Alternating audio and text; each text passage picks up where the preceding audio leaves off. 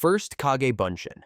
There's no moment more shocking or game-changing than the first time Naruto Uzumaki pulled off Kage Bunshin no Jutsu. Before that, Naruto was the ultimate failure. He couldn't even do the basic Bunshin no Jutsu to graduate from the academy, was shunned by everyone, and was even tricked by his own teacher, Mizuki, into stealing the Forbidden Scroll. But in just a few hours of training with that scroll, Naruto did the impossible. He mastered a Forbidden Jutsu. The peak moment came when Mizuki attacked Iruka and was about to finish them both. But then, in one fateful second, Naruto yelled, "Kage Bunshin no Jutsu!" and boom! Hundreds of solid clones, not just illusions, appeared all around Mizuki. His face instantly shifted from cocky to absolute terror. Even Iruka, who always believed in Naruto, was completely stunned. I mean, this kid who couldn't make a single clone just summoned an entire army. What made this moment so jaw-dropping was a mix of things. First, this jutsu was so dangerous, it was sealed away in the Forbidden Scroll because it could kill the user by draining all their chakra. Second, the sheer number of clones Naruto made was unheard of. And third, the absolute surprise factor. No one, not even the third Hokage, could have expected the dead last loser to learn a forbidden technique in just a few hours. This was Naruto's first and strongest flex, his way of telling the ninja world, "I'm not the failure you think I am." And at that moment,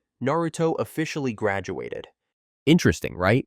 Here, we don't just watch anime, we live every character, every story, every emotion. Don't miss out on exclusive content and fresh takes you won't find anywhere else. Hit that subscribe button now and become part of the most passionate and creative anime community out there. Thanks for the support. This journey wouldn't be the same without you. Next, Fart no Jutsu.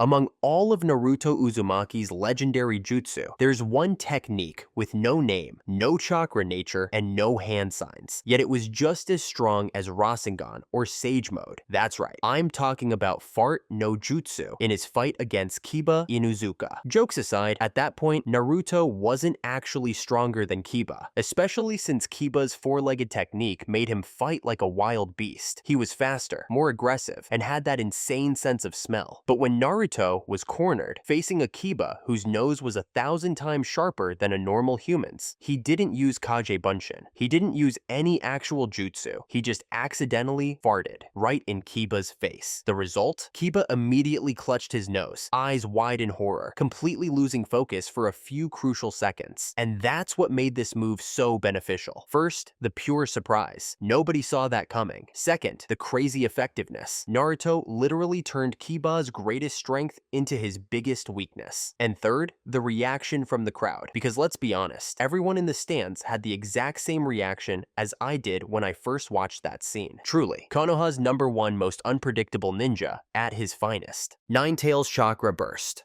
In Naruto, Uzumaki's journey to becoming Hokage, no moment defined him more than the first time he unleashed the Nine-Tails chakra during his fight with Haku. When Sasuke fell, pierced by Haku's Senbon needles, Naruto's rage and pain triggered a power he didn't even know he had. In an instant, his blue eyes turned fiery red, his fangs grew longer, and a blood-red chakra erupted around him like flames. What made this moment so impressive wasn't just Naruto's transformation, it was how instantly the battlefield changed. Haku's attacks were literally blown away by the sheer force of Naruto's chakra, and with just one punch, Naruto shattered the demon ice mirrors, a jutsu so powerful that even Sasuke with his Sharingan couldn't break through. For the first time, Haku, Zabuza's genius disciple, was truly shaken. Naruto's speed and strength skyrocketed in a way that made him go from rookie genin to high-level threat in seconds. Compared to later jutsu like Rasengan or Sage Mode, the Nine-Tails Chakra Burst is often overlooked. But this was the first time we truly felt the power of a Jinchuriki, a ticking time bomb capable of destroying everything. That moment when the red chakra exploded set the stage for Naruto's entire power progression, from learning to control the Nine-Tails Chakra with Jiraiya,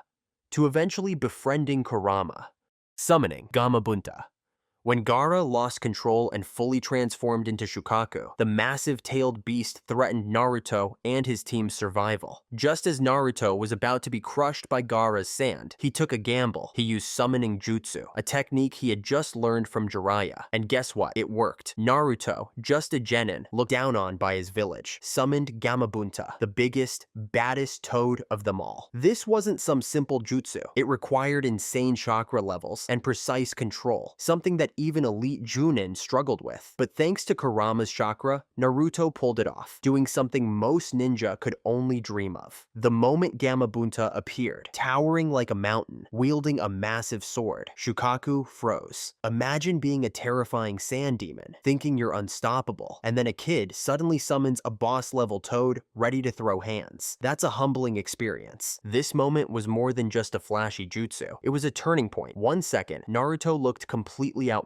The next, he was standing next to one of the strongest summons in the series, from an underdog to a warrior. Just like that. Oh, and fun fact, this wasn't actually Naruto's first time summoning Gamabunta. He first did it when Jiraiya pushed him off a cliff, classic Jiraiya training method. But this fight against Gaara was the first time Naruto summoned Gamabunta in battle. And man, what a way to make an entrance. First Rasengan. On Naruto Uzumaki's path to becoming Hokage, one of the most unforgettable moments was the first time he used Rasengan in battle against Kabuto. And man, what a game changer that was. At that time, Naruto was still a genin, often underestimated, but when he faced Kabuto, a skilled ninja serving under Orochimaru, he decided to prove himself by pulling off a jutsu that even most Junin struggled to master. Rasengan, created by the 4th Hokage, is a high-level technique requiring insane chakra control and precision. Before this fight, Naruto had gone through brutal training just to get the hang of it, but he had never actually pulled it off in battle. And then, boom, in this fight, he finally did it. He created a shadow clone to help him form a perfect Rasengan in his palm and slammed it straight into Kabuto. The impact was very impressive. Kabuto went flying, like a whole 10 meters back. Not only was Kabuto himself in shock, but even the legendary 3 Sannin were left speechless. Tsunade straight up couldn't believe her eyes. A genin mastering Rasengan in just 1 week, while the guy who created it took 3 years. The best part was that no one saw it coming. Not Kabuto, not Tsunade. Heck, probably not even Naruto himself. One moment, Kabuto was talking big. The next moment, he was on the ground. And that moment was the turning point. Seeing Naruto's determination, Tsunade finally stood up, joined the fight, and accepted her role as the 5th Hokage. Four Tails form. This was the first time Naruto unlocked version 2 of his Jinchuriki form, a major turning point when the raw power of the Nine Tails exploded for everyone to see. Faced with a monster like Orochimaru and overwhelmed by emotion, Naruto lost control. Kurama's chakra poured out, covering his body and turning him into a wild beast. He wasn't just angry, he was completely unconscious, consumed by the transformation. This moment was straight up impressive. Naruto roared, his body wrapped in a dark red chakra cloak, and 4 tails appeared. Just swinging his arm created shockwaves so powerful that no one dared to get close. And then he gathered chakra and formed a tailed beast bomb. Yes, an actual Biju bomb, and launched it at Orochimaru. It was so insanely strong that Orochimaru had to summon 3 Rashomon gates just to block it. Even the legendary Kusanagi sword couldn't cut through Naruto's chakra cloak. That's how tanky he was in this form. The only reason things didn't get worse was because Yamato stepped in to stop him. Before this, we only heard stories about Naruto attacking Jiraiya in this form and leaving him with a scar. But this was the first time we saw just how terrifying 4 Tails Naruto really was. He tore through the battlefield, wrecked the landscape, and turned everything into absolute chaos. This was the first big flex of the Nine Tails power. Explosive kunai. On his journey to becoming Hokage, Naruto Uzumaki pulled off many insane moments, but one of the most underrated was when he used an explosive tag kunai against Gaara. This wasn't just some random move. This was a tactic Naruto learned from Kakashi, and every time he pulled it out, it never failed to surprise. During his fight with Gaara, who had entered his partial-tailed beast form, Naruto had to deal with an absolute tank, a monster covered in nearly unbreakable sand armor. So what did he do? Instead of brute force, he relied on strategy. He created shadow clones to attack from all sides, looking for any weak spot in Gaara's defense. Now, let's be real. Gaara was built different when it came to defense. That sand shield was no joke. But Naruto, being Naruto, decided to aim for the weakest point, Shukaku's tail. A regular kunai wouldn't do much, but a kunai with an explosive tag? It is really something different. The blast was so strong that Gamakichi had to duck for cover, and the entire tree Gaara was standing on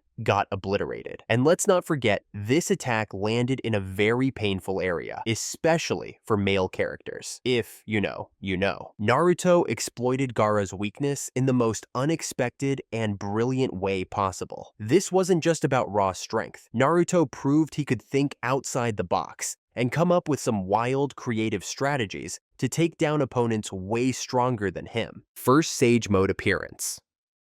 Naruto's first time using Sage Mode wasn't just a power-up, it was a full-blown transformation. At that moment, he was the only one in the village strong enough to take on Pain. Konoha was in ruins. Pain had already crushed the strongest ninja, taken down Kakashi, and even killed Jiraiya. He was searching for Naruto when suddenly, boom, Naruto arrived on the battlefield in the most epic way possible, standing on top of giant toads, wearing a red cloak and rocking those signature frog-like eyes of Sage Mode. If we're talking about aura, this is it, pure hype. The long training arc had paid off. Naruto had finally mastered Sage Mode. And then, straight flexing. He yeeted a giant rhino into the sky like it was nothing, summoned massive Rasengan, fought alongside the strongest toad warriors, and started clapping Pain's paths one by one. The peak moment was when Naruto created a Rasen Shuriken. Yes, the same technique that once wrecked his arm, and for the first time threw it like a long-range weapon. Watching that Rasen Shuriken spin, slice through everything in its path, and expand before landing with an explosion of microscopic chakra blades, even Fukasaku couldn't believe his eyes. Sage Mode exceeded all expectations. First, Naruto mastered it faster and even better than Jiraiya, one of the legendary Sannin. Second, the fact that he could throw Rasen Shuriken changed everything. No more running up and slamming it into opponents. Now, it was a ranged attack, more flexible, and, most importantly, didn't mess up his arm. And just like that, what was once a forbidden technique became something Naruto could spam. Reverse Harem Jutsu.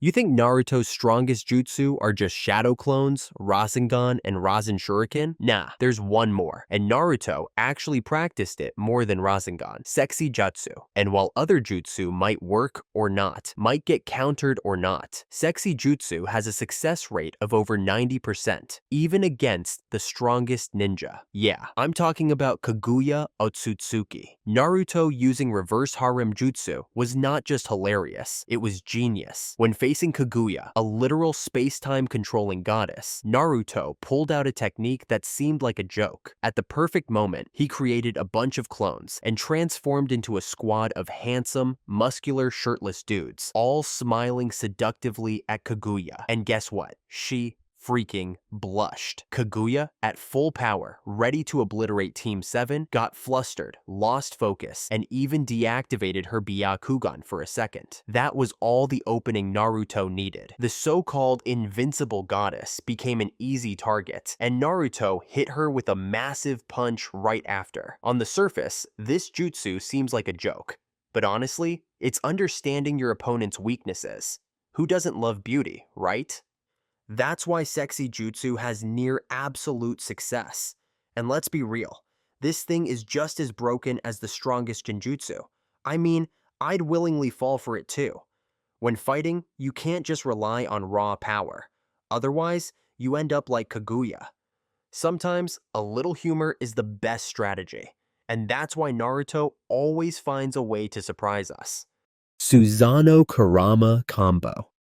Naruto has a lot of epic moments, but if we're talking about one of the biggest flexes in the series, the Susanoo Kurama combo easily makes the list. This was the moment when Naruto and Sasuke, two guys who literally swore to take each other down, joined forces to create one of the strongest chakra avatars in history. The timing couldn't have been crazier. The fourth great ninja war was at its peak. Obito, as the Jinchuriki of the Ten Tails, was on the verge of wiping out the entire ninja world. The revived survived Hokage couldn't stop him. The Ninja Alliance was getting wrecked, and the only ones who could even touch Obito, who was wielding the truth-seeking orbs, were Naruto and Sasuke. Then, the game-changing moment happened. Sasuke activated his full-body Susanoo, a massive armored warrior with an energy sword. But he didn't stop there. He wrapped Naruto's Kurama in the Susanoo armor, covering all 9 tails. Just imagine it, a giant 9-tailed fox, already terrifying on its own, now clad in glowing purple samurai armor,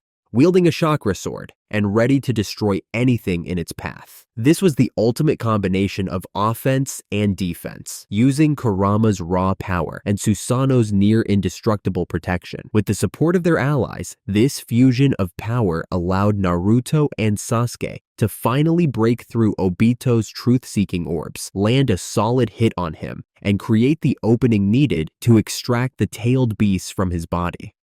Fun fact: Madara actually did something similar in the past. He also armored Kurama with Susanoo and used it to attack the Hidden Leaf. But let's be real, his version got shut down by Hashirama. This one was on a whole other level. 2 former rivals teaming up in the middle of a massive war, fighting against an overpowered enemy with the fate of the world at stake. And let's be honest, Naruto and Sasuke's version looked way cooler than Madara's. 6 paths.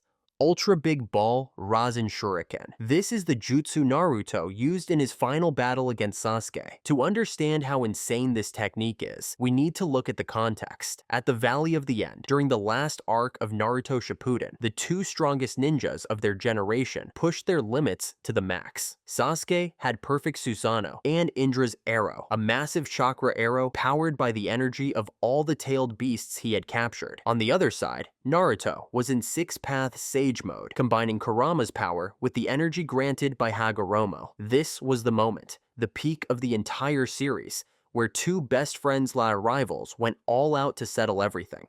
And when Naruto unleashed this jutsu, it was absolutely breathtaking. While in full Kurama form, he created 2 shadow clones, each a complete chakra construct like the original. These 3 figures merged into one, forming a 3-faced, 6-armed entity. A clear callback to Asura's chakra avatar from the past. This was the first and only time in the entire series we saw Naruto take on this form, symbolizing that he had fully inherited Asura's legacy. In its right hand, this form held the 6 paths Big Ball Rasen Shuriken, a massive, spinning sphere infused with 6 paths chakra and nature energy. In its left hand, it carried the Tailed Beast Ball Rasen Shuriken, a fusion of Tailed Beast power and Rasen Shuriken, also boosted by nature energy. This was the peak of Naruto's flex. These 2 glowing Rasen Shuriken shot forward, and when they clashed with Indra's arrow, the impact was catastrophic. The explosion was so powerful that it completely destroyed the entire Valley of the End.